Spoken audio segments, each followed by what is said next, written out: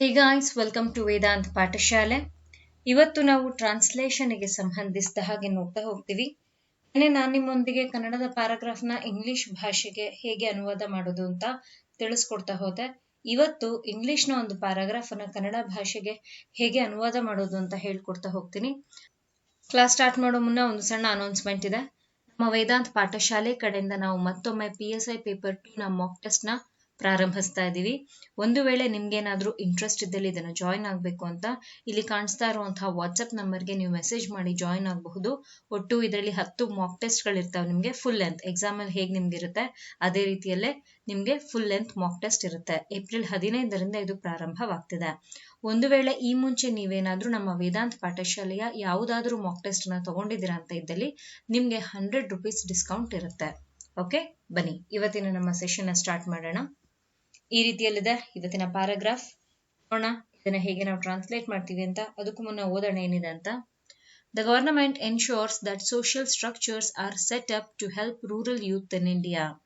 This includes an improved education system, qualitative healthcare and connectivity. Effective government policies and programs continue to strengthen social and human capital, develop skills, and stimulate self-confidence among youth. Okay, ಈ ರೀತಿಯಲ್ಲಿದೆ. ಮೊದಲನೇ ವಾಕ್ಯವನ್ನು ತಗೊಂಡಿದ್ದೀನಿ. Government ಸರಕಾರ, ensure ಅಂದ್ರೆ ಖಚಿತ, ensures ಅಂತ ಕೊಟ್ಟಿದ್ದಾರೆ. ಸೊ ಖಚಿತಪಡಿಸುತ್ತದೆ. ಓಕೆ, ದ್ಯಾಟ್ ಇಂಗ್ಲಿಷ್ ಅಲ್ಲಿ ದ್ಯಾಟ್ ಅಂತ ಅಂದ್ರೆ ಪರ್ಟಿಕ್ಯುಲರ್ ಆಗಿ ಯಾವುದೋ ಒಂದರ ಬಗ್ಗೆ ನಾವು ಮಾತಾಡ್ತಾ ಇದೀವಿ. ಅದು ಯಾವ್ದಾದ್ರೂ ಒಂದು ವಿಷಯವಾಗಿರುತ್ತೆ. ಹೀಗೆ ಅದು ಕನ್ನಡದಲ್ಲಿ ನಮ್ಗೆಲ್ಲೂ ರಿಫ್ಲೆಕ್ಟ್ ಆಗೋದಿಲ್ಲ. ಸೋಷಿಯಲ್ ಸ್ಟ್ರಕ್ಚರ್ಸ್, ಸೋಷಿಯಲ್ ಸಾಮಾಜಿಕ, ಸ್ಟ್ರಕ್ಚರ್ಸ್ ರಚನೆಗಳು. ಆರ್ ನೋಡಿ, ಆರ್ ನ ಬಳಕೆ ಯಾಕೆ ಮಾಡಿದ್ದಾರೆ? Are is a helping verb. ಇಲ್ಲಿ ಬಹುವಚನವಿದೆ, ಯಾವುದೋ ಒಂದಲ್ಲ, ಇಲ್ಲಿ ಒಂದಕ್ಕಿಂತಲೂ ಹೆಚ್ಚಿದೆ. ಹಾಗಾಗಿ ಇಲ್ಲಿ ನಿಮ್ಗೆ ಆರ್ ನ ಬಳಕೆಯನ್ನ ಮಾಡಿದ್ದಾರೆ. ಸೆಟ್ ಅಪ್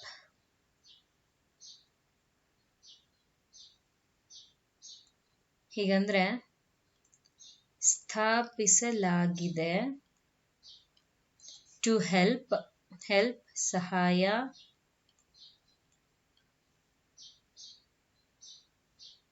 ಮಾಡಲು.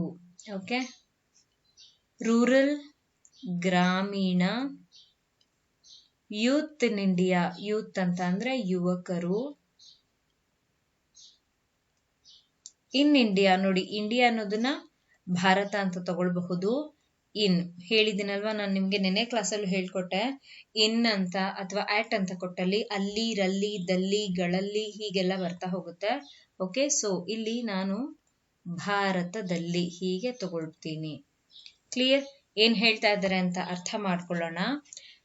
ಓಕೆ, ವೊಕ್ಯಾಬ್ಯುಲರಿ ಇಲ್ಲಿಗೆ ಕಂಪ್ಲೀಟ್ ಆಗಿದೆ. ಏನ್ ಹೇಳ್ತಾ ಇದ್ದಾರೆ ಅಂತ ಅರ್ಥ ಮಾಡ್ಕೊಳ್ಳೋಣ. ಇಲ್ಲಿ ಒಂದು ದೇಶದ ಬಗ್ಗೆ ಮಾತಾಡ್ತಾ ಇದ್ದಾರೆ. ಆ ದೇಶ ಯಾವುದು? ಭಾರತ. ಭಾರತದಲ್ಲಿ ಯಾರಿಗೋ ಸಹಾಯ ಮಾಡಲಾಗ್ತಿದೆ. ಯಾರಿಗೆ? ಗ್ರಾಮೀಣ ಯುವಕರಿಗೆ. ಯಾವ ರೀತಿಯಾದಂತಹ ಸಹಾಯ ಮಾಡ್ತಾ ಇರೋದು? ಸಾಮಾಜಿಕ ರಚನೆಗಳನ್ನು ಸ್ಥಾಪಿಸುವ ಮುಖಾಂತರ ಇಲ್ಲಿ ಅವರಿಗೆ ಸಹಾಯ ಮಾಡ್ತಾ ಇದೆ. ಸ್ಥಾಪಿಸಿ ಸುಮ್ಮನೆ ಬಿಟ್ಟಿಲ್ಲ, ಅದು ಸ್ಥಾಪನೆ ಆದ್ಮೇಲೆ ಹೇಗೆ ಅದು ಕೆಲಸ ಮಾಡ್ತಿದೆ ಅಂತ ಸರ್ಕಾರ ಖಚಿತಪಡಿಸ್ಕೊಳ್ತಾ ಇದೆ. ಹೀಗೆ ಈ ಒಂದು ವಾಕ್ಯದಲ್ಲಿ ಹೇಳ್ತಾ ಇದ್ದಾರೆ. ನಾವೀಗ ವಾಕ್ಯದ ರಚನೆಯನ್ನ ಮಾಡ್ತಾ ಹೋಗೋಣ. ಸೊ ಹಿಯರ್ ನಾವು ನಮ್ಮ ಭಾರತ ದೇಶದ ಬಗ್ಗೆ ಮಾತಾಡ್ತಾ ಇದ್ದೀವಿ. ಭಾರತದಲ್ಲಿ ಯಾರಿಗಿದು ಸಹಾಯ ಮಾಡ್ತಾ ಇರೋದು? ಗ್ರಾಮೀಣ ಯುವಕರಿಗೆ ಇದರಿಂದ ಸಹಾಯ ಆಗ್ತಾ ಇದೆ. ಓಕೆ, ಬರಿತಾ ಇದೀನಿ ನೋಡ್ಕೊಳ್ಳಿ. ಭಾರತದಲ್ಲಿ ಗ್ರಾಮೀಣ ಯುವಕರಿಗೆ ಹೆಲ್ಪ್ ಮಾಡೋದಕ್ಕೆ ಅಥವಾ ಸಹಾಯ ಮಾಡಲು ಏನಾಗಿದೆ? ಸಾಮಾಜಿಕ ರಚನೆಗಳೇನಿದೆ ಅದನ್ನ ಸೆಟಪ್ ಮಾಡಲಾಗಿದೆ ಅಥವಾ ಸ್ಥಾಪಿಸಲಾಗಿದೆ. ಹೀಗಂತ ನಮ್ಮ ಭಾರತ ಸ್ಥಾಪಿಸಿದ ನಂತರ ಏನ್ ಮಾಡ್ತಾ ಇದೆ? ಸರ್ಕಾರ ಇದರ ಬಗ್ಗೆ ಎನ್ಶೋರ್ ಅಥವಾ ಖಚಿತಪಡಿಸ್ತಾ ಇದೆ ಎಂದು ಖಚಿತಪಡಿಸುತ್ತದೆ. ಓಕೆ, ಹೀಗೆ ನಾವು ವಾಕ್ಯವನ್ನ ಫ್ರೇಮ್ ಮಾಡ್ಬೇಕಾಗತ್ತೆ. ಗಮನಿಸ್ಬೇಕು ನೀವಿಲ್ಲಿ. ಸಹಾಯ ಮಾಡಲು, ಸ್ಥಾಪಿಸಲಾಗಿದೆ, ಖಚಿತಪಡಿಸುತ್ತದೆ ಎಲ್ಲವೂ ಕೂಡ ಏನಾಗಿದೆ? ವರ್ಬ್ ಅಥವಾ ಕ್ರಿಯಾಪದ. ಯಾವುದನ್ನ ಯಾವುದರೊಂದಿಗೆ ತಗೊಳ್ಬೇಕು ಅನ್ನೋದು ಬಹು ಮುಖ್ಯವಾಗಿರುವಂತಹ ಪಾತ್ರವನ್ನ ಇಲ್ಲಿ ವಹಿಸುತ್ತೆ. ಫಸ್ಟ್ ಆಫ್ ಆಲ್ ನಿಮ್ಗೆ ಅದ್ರ ಬಗ್ಗಿನ ನಾಲೆಜ್ ಇರಬೇಕು. ಸಹಾಯ ಆಗ್ತಾ ಇರೋದು ಯಾರಿಗೆ? ಗ್ರಾಮೀಣ ಯುವಕರಿಗೆ. ಸ್ಥಾಪಿಸಿರೋದು ಏನನ್ನ? ಸಾಮಾಜಿಕ ರಚನೆಗಳನ್ನ. ಇದನ್ನ ಖಚಿತಪಡಿಸ್ಕೊಳ್ತಾ ಇರೋರು ಯಾರು? ಸರ್ಕಾರ. ಹೀಗೆ ಯಾವ ವರ್ಬ್ ಯಾವ ಸಬ್ಜೆಕ್ಟ್ ನೊಂದಿಗೆ ಮುಂದೆ ಹೋಗ್ತಾ ಇದೆ ಅಂತ ನೋಡ್ಕೊಂಡು you have to move ahead. ಈ ಮುಂಚೆ ಕೇಳಿದ್ರಿ ನನಗೆ ಸಬ್ಜೆಕ್ಟ್ ವರ್ಬ್ ಮತ್ತು ಆಬ್ಜೆಕ್ಟ್ ಅಲ್ಲದೆ ಬೇರೆ ರೀತಿಯಾದಂತಹ ವಾಕ್ಯಗಳ ರಚನೆಯನ್ನ ಹೇಳ್ಕೊಡಿ ಅಂತ. ಹಾಗಾಗಿ ನಾನು ಈ ಒಂದು ಪ್ಯಾರಾಗ್ರಾಫ್ ನ ತಗೊಂಡ್ ಬಂದಿದ್ದೀನಿ. ಸಪೋಸ್ ನೀವೇನಾದ್ರೂ ಈ ವರ್ಬ್ಸ್ ಅನ್ನ ಶಫಲ್ ಮಾಡ್ತಾ ಇದ್ದೀರಾ ಅಥವಾ ಜಂಬಲ್ ಮಾಡ್ತಾ ಇದ್ದೀರಾ, ಹಿಂದೆ ಮುಂದೆ ಮಾಡ್ತಾ ಇದ್ದೀರಾ ಅಂತ ಇದ್ದಲ್ಲಿ ವಾಕ್ಯ ಅದರ ಅರ್ಥವನ್ನ ಕಳ್ಕೊಳ್ತಾ ಹೋಗುತ್ತೆ. ಓಕೆ, ಸಪೋಸ್ ಈ ರೀತಿ ಡೈರೆಕ್ಟ್ ಆಗಿ ಬರೆಯೋದಕ್ಕೆ ಕನ್ಫ್ಯೂಷನ್ ಆಗ್ತಾ ಇದ್ದಲ್ಲಿ ನೋಟ್ ಡೌನ್, ಎಲ್ಲಿಂದ ಎಲ್ಲಿಗೆ ಇದು ಕನೆಕ್ಟ್ ಆಗ್ತಿದೆ ಅಂತ ನೀವು ನೋಟ್ ಡೌನ್ ಮಾಡ್ಕೊಳ್ಬಹುದು. ಆಮೇಲೆ you can connect like this. ಗ್ರಾಮೀಣ ಯುವಕರಿಗೆ ಸಹಾಯವನ್ನ ಮಾಡೋದಕ್ಕೆ ಸಾಮಾಜಿಕ ರಚನೆಗಳನ್ನ ಸ್ಥಾಪಿಸಲಾಗಿದೆ ಹೀಗೆಂದು ನಮ್ಮ ಸರ್ಕಾರ ಖಚಿತಪಡಿಸ್ತಾ ಇದೆ. ನೋಡಿ, ಅದೇ ಖಚಿತನ ನೀವು ಗ್ರಾಮೀಣ ಯುವಕರಿಗೆ ಇಲ್ಲಿ ತಗೊಂಡ್ಬಿಟ್ರೆ ತಪ್ಪಾಗ್ಬಿಡುತ್ತೆ ಅಲ್ವಾ? ಸೊ 1-2 ದಿನ ಟ್ರಾನ್ಸ್ಲೇಷನ್ ನ ಮೇಲೆ ಗ್ರಿಪ್ ಬರೋವರೆಗೂ ಸ್ವಲ್ಪ ಈ ರೀತಿಯಾಗಿ ಬರ್ಕೊಂಡು ಪ್ರಾಕ್ಟೀಸ್ ಮಾಡ್ತಾ ಹೋಗಿ. ಲೇಟರ್ ಆನ್ ದಿನ ಕಳೆದ ಹಾಗೆ ನೀವು ಬಹಳ ಸುಲಭವಾಗಿ ಕಡಿಮೆ ಸಮಯದಲ್ಲಿ ಟ್ರಾನ್ಸ್ಲೇಷನ್ ಅನ್ನ ಮಾಡಬಹುದು. ಕ್ಲಿಯರಾ? ಇಲ್ಲಿ ನಾನು ನಿಮ್ಗೆ ಸಬ್ಜೆಕ್ಟ್ ಆಬ್ಜೆಕ್ಟ್ ವರ್ಬ್ ಅಥವಾ ಸಬ್ಜೆಕ್ಟ್ ವರ್ಬ್ ಆಬ್ಜೆಕ್ಟ್ ಗುರುತಿಸೋದು ಹೇಳಿಲ್ಲ. ಇಲ್ಲಿ ಡೈರೆಕ್ಟ್ ಆಗಿ ವಾಕ್ಯವನ್ನ ವರ್ಬ್ ನ ಸಹಾಯದಿಂದ ಹೇಗೆ ರಚಿಸಬಹುದು ಹಾಗೂ ವರ್ಬ್ ಗಳನ್ನ ಹೇಗೆ ಒಂದಾದ್ಮೇಲೆ ಒಂದು ತಗೋಬೇಕು ಅಂತ ಡಿಸ್ಕಸ್ ಮಾಡಿದೆ ಈ ಒಂದು ವಾಕ್ಯದಲ್ಲಿ. ಮುಂದಿನ ವಾಕ್ಯದೆಡೆಗೆ ಹೋಗೋಣ. ಈ ರೀತಿಯಲ್ಲಿದೆ. ಇದು ಇನ್ಕ್ಲೂಡ್ಸ್ ಒಳಗೊಳ್ಳುತ್ತದೆ. On improved education. ಆನ್ ನ ಬಳಕೆ ಯಾಕಾಗಿದೆ ಗಮನಿಸಿ. ಐ ಇದೆ. I is nothing but an vowel, ಸ್ವರಾಕ್ಷರ AEIOU ಇದೆ ಅಲ್ವಾ? ಹಾಗಾಗಿ ಇಲ್ಲಿ ಐ ನ ಬಳಕೆ ಆಗಿರೋದ್ರಿಂದ ನಮ್ಗೆ ಇಲ್ಲಿ ಆನ್ ಅನ್ನುವಂಥ ಒಂದು ಆರ್ಟಿಕಲ್ ನ ಬಳಕೆನ ಮಾಡಲಾಗಿದೆ. ಇಂಪ್ರೂವ್ಡ್ ಎಜುಕೇಶನ್ ಅಂತ ಇದೆ. ಇಂಪ್ರೂವ್ ಸುಧಾರಣೆ ಅಂತ ಹೇಳ್ಬಹುದು. ಇಂಪ್ರೂವ್ಡ್ ಅಂತ ಕೊಟ್ಟಿರೋ ಕಾರಣ ಸುಧಾರಿತ. ಎಜುಕೇಶನ್ ಶಿಕ್ಷಣ. ಸಿಸ್ಟಮ್ ವ್ಯವಸ್ಥೆ. ಕ್ವಾಲಿಟೇಟಿವ್ ಗುಣಾತ್ಮಕ. ಹೆಲ್ತ್ ಕೇರ್ ಆರೋಗ್ಯ. ಅಂಡ್ ಮತ್ತು ಕನೆಕ್ಟಿವಿಟಿ ಸಂಪರ್ಕ. ಕ್ಲಿಯರಾ? ಸೊ ಇಲ್ಲಿಗೆ ಒಕ್ಯಾಬ್ಯುಲರಿ ಕಂಪ್ಲೀಟ್ ಆಗಿದೆ. ಏನ್ ಹೇಳ್ತಾ ಇದ್ದಾರೆ ಅಂತ ಅರ್ಥ ಮಾಡ್ಕೊಳ್ಳೋಣ. ಈಗಷ್ಟೇ ನಾವು ಇಲ್ಲಿ ಕೆಲವು ಸಾಮಾಜಿಕ ರಚನೆಗಳು ಅಥವಾ ಸೋಷಿಯಲ್ ಸ್ಟ್ರಕ್ಚರ್ಸ್ ನ ಬಗ್ಗೆ ತಿಳ್ಕೊಂಡ್ವಿ. ಅಂದ್ರೆ ಇದನ್ನ ಯಾಕೆ ಮಾಡಿದ್ರು, ಯಾರು ಮಾಡಿದ್ರು ಅಂತ. ಇಲ್ಲೇನ್ ಹೇಳ್ತಾ ಇದಾರೆ, ಆ ಸೋಷಿಯಲ್ ಸ್ಟ್ರಕ್ಚರ್ಸ್ ಏನನ್ನ ತನ್ನಲ್ಲಿ ಇಟ್ಕೊಂಡಿದೆ ಅಥವಾ ಅದ್ರಲ್ಲಿ ಏನೇನು ಒಳಗೊಂಡಿದೆ. ಒಂದು ಸುಧಾರಿತ ಶಿಕ್ಷಣ ವ್ಯವಸ್ಥೆ, ಎರಡನೇದು ಗುಣಾತ್ಮಕ ಆರೋಗ್ಯ ಮತ್ತು ಸಂಪರ್ಕ. ಹೀಗೆ ಹೇಳಿದ್ದಾರೆ. ಇದನ್ನ ನಾವೀಗ ಬರಿತಾ ಹೋಗೋಣ. ಡೈರೆಕ್ಟ್ ಆಗಿ ಬರೆಯೋಣ ಇದನ್ನ. ಇದು 2 ವಿಷಯಗಳನ್ನ ಒಳಗೊಂಡಿದೆ. ಅದನ್ನ ಹೀಗೆ ಬರಿಬೇಕು ನಾವು. ಮೊದಲನೇದು ಸುಧಾರಿತ ಶಿಕ್ಷಣ ವ್ಯವಸ್ಥೆ, ಕಮ ಇದೆ, ನಾವು ತಗೊಳ್ಳೋಣ. ಎರಡನೇದು ಗುಣಾತ್ಮಕ ಆರೋಗ್ಯ ಮತ್ತು ಸಂಪರ್ಕವನ್ನು, ಇವೆರಡನ್ನು ಸೇರಿಸಿ ಏನಂತ ತಗೊಳ್ತೀವಿ, ಒಳಗೊಂಡಿದೆ. ಇಲ್ಲಿ ಒಂದೇ ವರ್ಬ್, ಅದೇನು ಇನ್ಕ್ಲೂಡ್ಸ್, ಅದು 2 ಕೆಲಸವನ್ನ ಮಾಡ್ತಿದೆ. ಒಂದು ಶಿಕ್ಷಣ ಅಂದ್ರೆ ಇಂಪ್ರೂವ್ ಆಗಿರುವಂತಹ ಶಿಕ್ಷಣ ವ್ಯವಸ್ಥೆಯನ್ನು ಕೊಡ್ತಾ ಇರೋದು, ಮತ್ತೊಂದು ಆರೋಗ್ಯ ಮತ್ತು ಸಂಪರ್ಕಕ್ಕೆ ಸಂಬಂಧಿಸಿದ ಹಾಗೆ ಕ್ವಾಲಿಟೇಟಿವ್ ಅಥವಾ ಗುಣಾತ್ಮಕ ರೀತಿಯಲ್ಲಿ ಕೊಡ್ತಾ ಇರೋದು. 2 ಕೆಲಸಗಳನ್ನ ಅದು ಮಾಡ್ತಾ ಇದೆ. ಹಿಂದಿನ ವಾಕ್ಯದಲ್ಲಿ 3 ಡಿಫ್ರೆಂಟ್ ವರ್ಬ್ಸ್ ಇತ್ತು. ಡಿಪೆಂಡಿಂಗ್ ಆನ್ ದಟ್ ನಾವು ವಾಕ್ಯವನ್ನ ಬರಿತಾ ಹೋದ್ವಿ.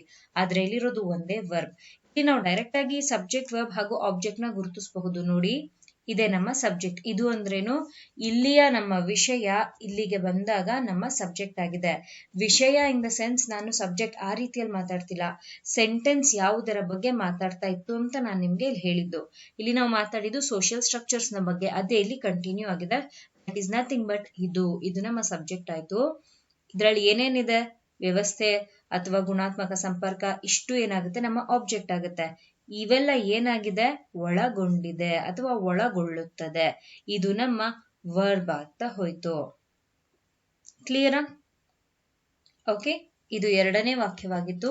3ನೇ ವಾಕ್ಯ ಹೀಗಿದೆ. effective, ಪರಿಣಾಮಕಾರಿ, ಗವರ್ನಮೆಂಟ್, ಸರ್ಕಾರ, ಪಾಲಿಸೀಸ್ ಒಂದಕ್ಕಿಂತಲೂ ಹೆಚ್ಚಿದೆ, ನೀವು ಹಾಗೆ ತಗೋಬೇಕು, ಬಹುವಚನ ನೀತಿಗಳು, ಆ್ಯಂಡ್ ಮತ್ತು ಪ್ರೋಗ್ರಾಮ್ಸ್ ಕಾರ್ಯಕ್ರಮಗಳು, ಕಂಟಿನ್ಯೂ ನಿರಂತರವಾಗಿ, ಟು ಸ್ಟ್ರೆಂಥನ್ ಬಲಪಡಿಸಲು, social and human capital social ಸಾಮಾಜಿಕ, ಹ್ಯೂಮನ್ ಕ್ಯಾಪಿಟಲ್ ಮಾನವ ಬಂಡವಾಳ, ಡೆವಲಪ್ ಅಭಿವೃದ್ಧಿ, ಸ್ಕಿಲ್ಸ್ ಕೌಶಲ್ಯಗಳು, ಆ್ಯಂಡ್ ಮತ್ತು ಸ್ಟಿಮ್ಯುಲೇಟ್ ಉತ್ತೇಜಿಸಲು, ಸೆಲ್ಫ್ ಕಾನ್ಫಿಡೆನ್ಸ್ ಆತ್ಮವಿಶ್ವಾಸ, ಅಮಾಂಗ್ ಯೂತ್ ಇದನ್ನು ನಾನು ಯುವಕರಲ್ಲಿ ಹೀಗೆ ತಗೊಂಡಿದ್ದೀನಿ. ಓಕೆ, ಸೊ ಇಲ್ಲಿಗೆ ವೊಕ್ಯಾಬ್ಯುಲರಿ ಕಂಪ್ಲೀಟ್ ಆಗಿದೆ. ಇಲ್ಲಿ ನಾವು ಮಾತಾಡ್ತಾ ಇರೋದು ಸರ್ಕಾರದ ನೀತಿಗಳು ಹಾಗೂ ಕಾರ್ಯಕ್ರಮಗಳು ಯಾವ ರೀತಿಯಾದಂತಹ ಕೆಲಸವನ್ನ ಮಾಡಿದೆ ಅಂತ. ಒಂದು, ಯುವಕರಲ್ಲಿ ನಿರಂತರವಾಗಿ ಸಾಮಾಜಿಕ ಮತ್ತು ಮಾನವ ಬಂಡವಾಳವನ್ನ ಬಲಪಡಿಸೋದು. ಎರಡನೇದು, ಕೌಶಲ್ಯಗಳನ್ನ ಅಭಿವೃದ್ಧಿಪಡಿಸೋದು. ಮೂರನೇದು, ಯುವಕರ ಆತ್ಮವಿಶ್ವಾಸವನ್ನ ಉತ್ತೇಜಿಸುವುದು. ಇದನ್ನ ಈಗ ವಾಕ್ಯವಾಗಿ ಹೇಗೆ ಬರೆಯೋದು ಅಂತ ತೋರಿಸ್ತಾ ಹೋಗ್ತೀನಿ. ಓಕೆ, ಗಮನಿಸಿ ಹೇಗೆ ಬರಿತಾ ಇದ್ದೀನಿ ನಾನು ಇದನ್ನ ಅಂತ. ಪರಿಣಾಮಕಾರಿ ಸರ್ಕಾರದ ನೀತಿಗಳು ಮತ್ತು ಕಾರ್ಯಕ್ರಮಗಳು 3 ಕೆಲಸವನ್ನ ಮಾಡ್ತಾ ಇದೆ. ಒಂದಾದ್ಮೇಲೆ ಒಂದು ಬರಿಬೇಕು. ಮೊದಲನೇದು ಅಂತ ನಾನು ಇದಕ್ಕೆ ಕೊಡ್ತಾ ಇದ್ದೀನಿ ಅಂದ್ರೆ ಹ್ಯೂಮನ್ ಕ್ಯಾಪಿಟಲ್, ಇದು ಮೊದಲನೇದು. ಎರಡನೇದು ಡೆವಲಪ್ ಸ್ಕಿಲ್ಸ್ ಇದಕ್ಕೆ. ಮೂರನೇದು ಸ್ಟಿಮ್ಯುಲೇಟ್ ಸೆಲ್ಫ್ ಕಾನ್ಫಿಡೆನ್ಸ್. ಓಕೆ, ಒಂದಾದ್ಮೇಲೆ ಒಂದನ್ನ ಬರಿಬೇಕು. ಇಷ್ಟು ಕೂಡ ಯಾರಿಗೆ ಸಹಾಯವಾಗ್ತಾ ಇರೋದು ಅಥವಾ ಯಾರಿಗೆ ಅಂತ ಮಾಡ್ತಾ ಇರೋದು ಇಷ್ಟನ್ನು ಫಸ್ಟ್ ಅದನ್ನ ನಾವು ಬರೆದ್ಬಿಡೋಣ.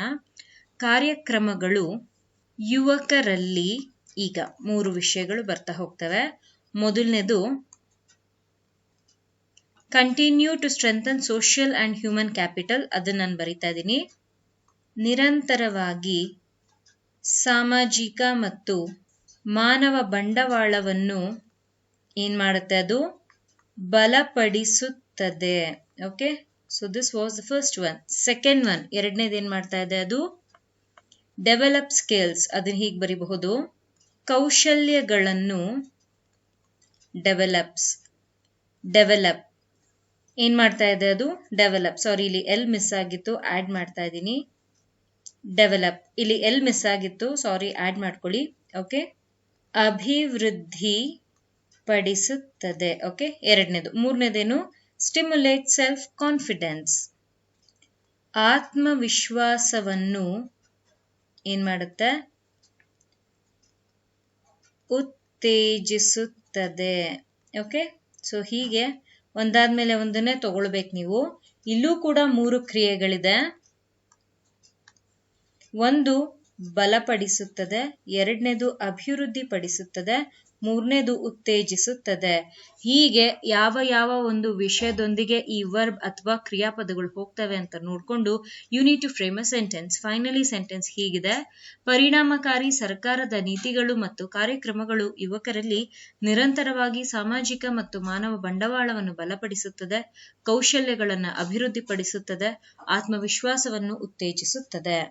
ಓಕೆ, ಇದಾಗಿತ್ತು ಇವತ್ತಿನ ಸೆಷನ್. ಇವತ್ತಿನ ಸೆಷನ್ ಸ್ವಲ್ಪ ಡಿಫ್ರೆಂಟ್ ಆಗಿತ್ತು ಬಿಕಾಸ್ ಎವ್ರಿ ಡೇ ನಾನು ನಿಮ್ಗೆ ಸಬ್ಜೆಕ್ಟ್, ವರ್ಬ್ ಹಾಗೂ ಆಬ್ಜೆಕ್ಟ್ ಆ ಫಾರ್ಮೆಟ್ ಅಲ್ಲಿ ತಿಳಿಸ್ಕೊಡ್ತಾ ಹೋದೆ. ಆದ್ರೆ ಕೆಲವರು ಈ ರೀತಿಯಾದಂಥ ಅದನ್ನ ಹೊರತುಪಡಿಸಿ ಹೇಳ್ಕೊಡಿ ಅಂತ ಹೇಳಿದ ಕಾರಣಕ್ಕೆ ಇಲ್ಲಿ ಈ ಪ್ಯಾರಾಗ್ರಾಫ್ ನಲ್ಲಿ 2 ಸೆಂಟೆನ್ಸಸ್ ಈ ರೀತಿಯಲ್ಲಿತ್ತು. ಎಲ್ಲವೂ ಕೂಡ ವರ್ಬ್ ನ ಮೇಲೆ ಡಿಪೆಂಡ್ ಆಗಿತ್ತು. ಹೇಗೆ ಡೈರೆಕ್ಟ್ ಆಗಿ ವಾಕ್ಯವನ್ನ ಬರೆಯೋದು ಅಂತ ಈ ಕ್ಲಾಸ್ ಅಲ್ಲಿ ನಾನು ನಿಮ್ಮೊಂದಿಗೆ ಡಿಸ್ಕಸ್ ಮಾಡ್ತಾ ಹೋಗಿದ್ದೀನಿ. ಕ್ಲಾಸ್ ಹೇಗಿತ್ತು ಅಂತ ಕಮೆಂಟ್ ಸೆಕ್ಷನ್ ಅಲ್ಲಿ ತಿಳಿಸೋದನ್ನ ಮರಿಬೇಡಿ. ಕ್ಲಾಸ್ ಇಷ್ಟ ಆದಲ್ಲಿ ಲೈಕ್ ಮಾಡಿ. ಸಪೋಸ್ ನೀವೇನಾದ್ರೂ ಪೇಪರ್ 2 ಮಾಕ್ ಟೆಸ್ಟ್ ಗೆ ಜಾಯಿನ್ ಆಗಬೇಕು ಅಂತಿದ್ದೀರಾ ಅಂತ ಇದ್ದಲ್ಲಿ ಏಪ್ರಿಲ್ 10ನೇ ತಾರೀಕಿನ ಒಳಗೆ ನೀವು ಜಾಯಿನ್ ಆಗಬಹುದು. Okay, thank you. Happy learning.